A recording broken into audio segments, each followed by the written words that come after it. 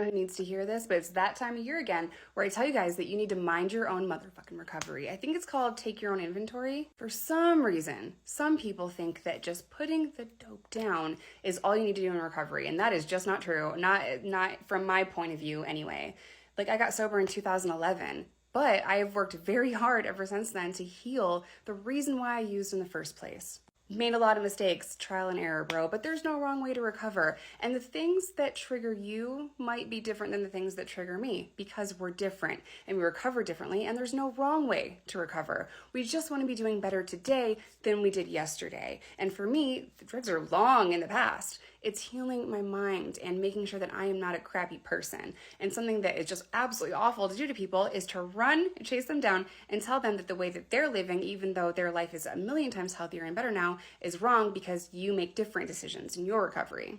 There are so many pathways to recovery. Mine was abstinent for 7 or 8 years, and then that changed because I almost checked out, almost signed myself out forever. And I got on cannabis, and then months after that, medication for the mental. And throughout that time, I've been told a million different times that whatever it is that I'm doing is going to lead me to a relapse. That's projecting. It's not your job to tell somebody that what they're doing is wrong because it bothers you. You really just need to worry about yourself, sis.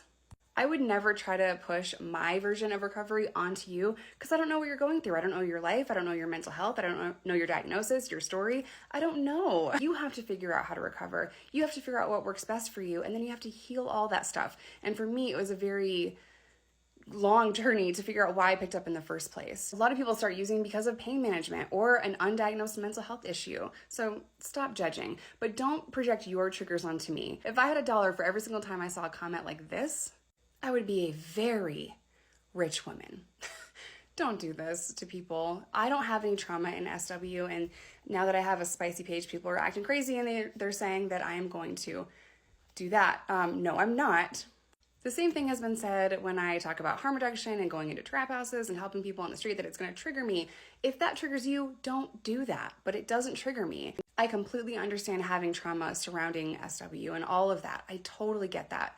And if that content triggers you, or anything that I talk about triggers you, I just unfollow me. You don't have to leave comments like this. You don't have to project this onto me. I could totally understand that having a sip of alcohol could lead to cocaine, right? So it makes sense that you would say this. I understand the logic here, but that's not me. This doesn't trigger me. I'm having so much fun and I'm enjoying doing it. So if you care about people at all, you'll stop doing this and you'll heal whatever that is, because like I said a million times, you're projecting a trauma or a trigger onto me.